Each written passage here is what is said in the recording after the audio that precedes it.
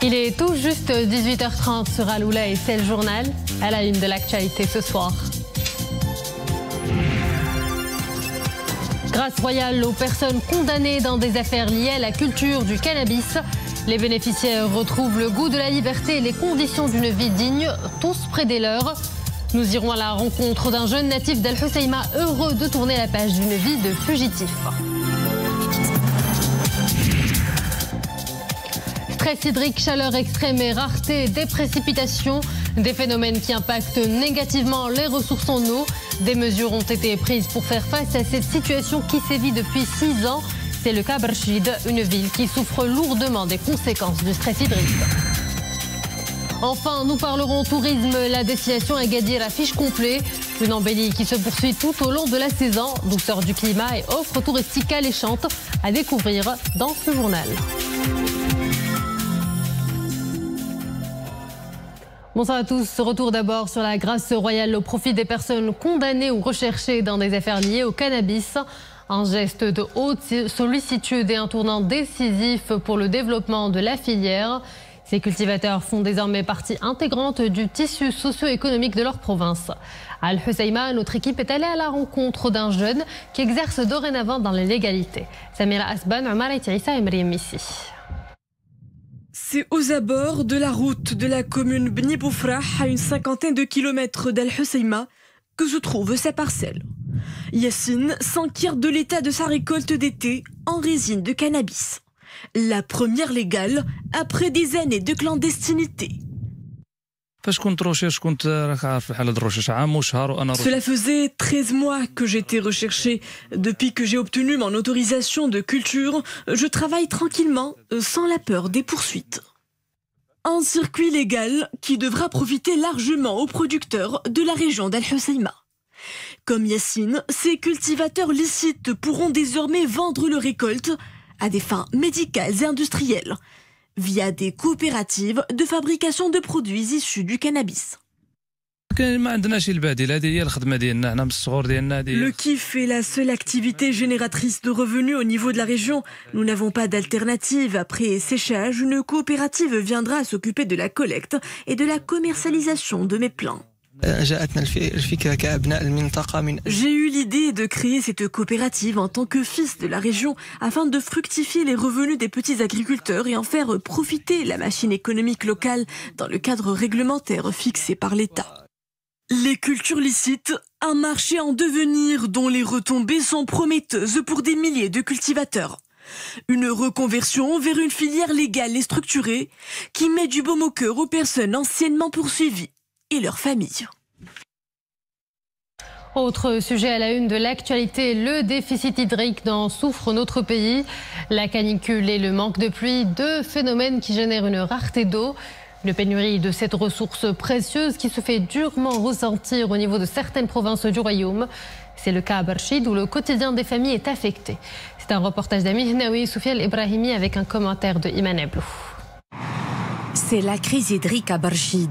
La faible pluviométrie et la sécheresse impactent lourdement la réserve principale du barrage avoisinant la capitale économique. Le déficit atteint 25% et ce n'est pas sans conséquence sur la consommation des habitants. Dès qu'on ouvre le robinet, on se rend compte que le débit est très faible. C'est vraiment problématique. Cette période enregistre un déficit important des retenues des barrages avoisinants qui alimentent la ville en eau potable. Il s'agit des barrages d'El Massira et d'Ad-Dawrat, principaux pourvoyeurs en eau potable de Barchid. Les autorités locales engagent une course contre la montre pour rationaliser l'utilisation de l'eau et promouvoir une gestion éclairée par la restriction de plusieurs pratiques. Plusieurs mesures ont été prises pour faire face au déficit des réserves des barrages. La réduction du débit d'eau pendant la période nocturne de 23h à 6h du matin. L'objectif est de garantir la régularité de l'approvisionnement en eau potable durant la journée. D'autres mesures ont été engagées pour augmenter le rendement du réseau d'approvisionnement. À cela s'ajoutent des campagnes de sensibilisation auprès de la population, auxquelles le tissu associatif est très actif.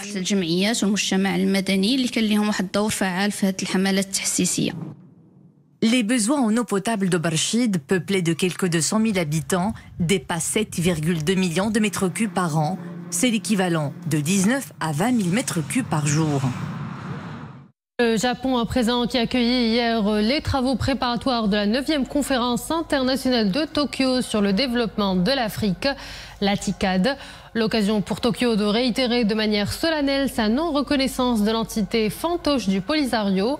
Le ministre délégué japonais des Affaires étrangères Fukuzawa Yoichi, qui intervenait en séance plénière, a affirmé que l'intrusion du Polisario à cette réunion ne change en rien la position du Japon, avant de souligner que seuls les États membres des Nations Unies sont invités aux conférences de la TICAD. La Direction générale de la météorologie annonce de fortes averses orageuses accompagnées de grêles et de rafales de vent attendues aujourd'hui dans certaines provinces du royaume. Le phénomène concernera les provinces d'Ifrane, Boulmans, Fro, Taza et Gersif.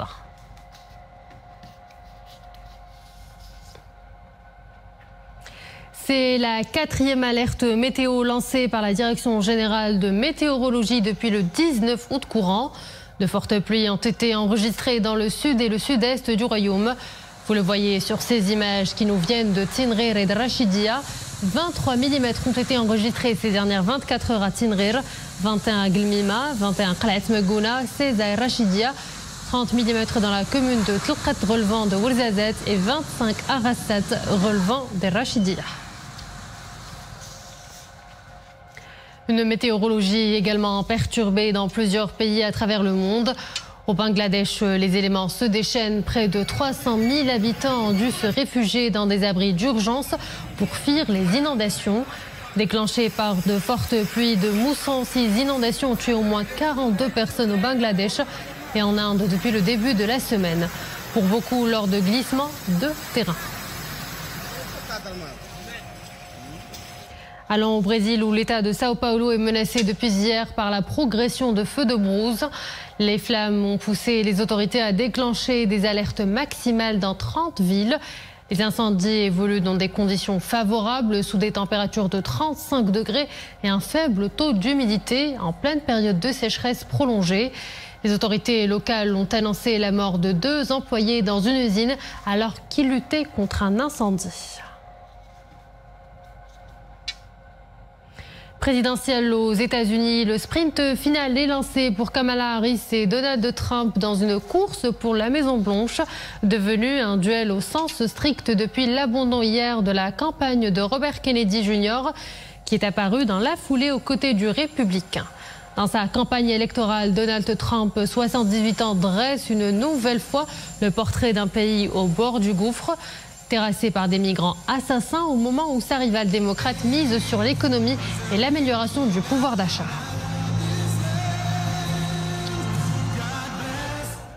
Retour chez nous et prenant la direction de la métropole économique. Vous en faites certainement chaque jour l'expérience.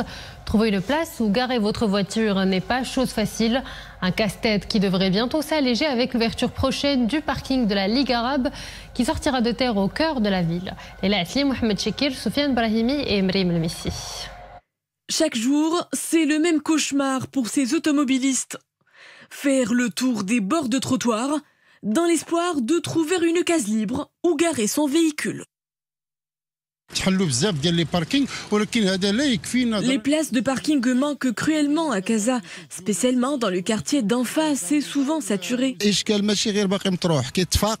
Trouver un emplacement pour sa voiture est problématique. Il faut pallier cet encombrement en repensant les plans d'aménagement urbain de façon à ce que chaque activité puisse absorber ses besoins de stationnement. Un calvaire sans fin dont de nombreux Casablancais semblent aujourd'hui sortis.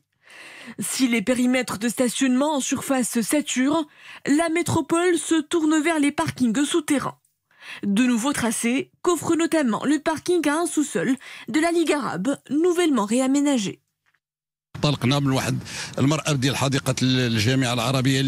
Une enveloppe budgétaire de 8 milliards de centimes a été mobilisée pour la construction de ce parking souterrain. Doté d'une capacité de 450 places, sa réalisation fait partie d'une série de projets de réhabilitation urbaine. Parmi ces initiatives figure la création d'une série de parkings.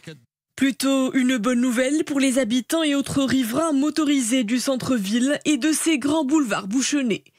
Fini les embouteillages monstres aux heures de pointe, la métropole s'active à fluidifier le trafic en mettant en place plusieurs parkings, triangle des hôtels, l'hypercentre, celui de la Wilaya ou encore Rachidi. Agadir, une ville riche de par sa renommée mondiale et de par ses hôtels aux allures de petits paradis. La destination a le vent en poupe. Qui plus est, cet été, les touristes étrangers ont répondu en masse à l'appel des hôteliers qui proposent d'ailleurs des prix défiant toute concurrence. Plongé dans le monde merveilleux de cette cité balnéaire avec Mohamed Ben Sarka, Mohamed Soualina et le récit est de Maria Oued. Avec ses 8 kilomètres de plage, son sable doré, son climat tempéré et ses hôtels pour le moins très animés, Agadir a de quoi charmer les touristes les plus difficiles. Au programme de cet été, glissade dans les parcs aquatiques, sport de glisse, fitness, farniente et délices marocains. De quoi faire le plein de bons souvenirs tant gustatifs que sensoriels. Je suis très content de venir au Maroc. C'est mon pays d'origine. Il fait beau, il y a des gens. Le climat est bien. C'est bien, c'est bien. La piscine elle est bonne. Tout est bien, tout est bien. Avec ses nombreux resorts aux allures de villages de vacances, ses formules all-inclusive incluant 3 repas par jour et ses tarifs défiant toute concurrence, Agadir s'impose comme l'une des destinations préférées des touristes étrangers cet été. Et tous ont à cœur de découvrir l'une des meilleures gastronomies au monde. C'est mon premier voyage à Agadir et je dois t'avouer que je suis totalement sous le charme de cette ville. La nourriture est délicieuse et notre hôtel est fabuleux. Nous sommes très chouchoutés car tout est compris dans le tarif de notre séjour. Comme vous le savez, Agadir est une destination très appréciée par les touristes locaux, mais aussi internationaux, car c'est une ville qui brasse beaucoup d'activités non seulement culturelles, mais aussi aquatiques. De plus, il y a une grande offre touristique et des prix intéressants. Grâce aux investissements constants et à la mise en place d'un écolabel, Agadir, l'audacieuse, se démarque des autres villes du royaume en attirant de plus en plus de voyageurs. D'ailleurs, plus de 17 millions de visiteurs sont attendus d'ici 2026. Enfin, nous refermons ce journal en beauté avec un concert inédit à l'occasion de la commémoration de la fête de la jeunesse. Après-midi, l'orchestre symphonique royal a posé bagage à Fès, où il a enchanté le public. Sous la baguette du maestro Oleg Grechlikin, l'orchestre a interprété avec brio de belles mélodies, puisées dans le riche répertoire de la musique jazz et servi par des arrangements de très grande qualité qui mettent en avant l'homogénéité de l'orchestre et le talent des musiciens.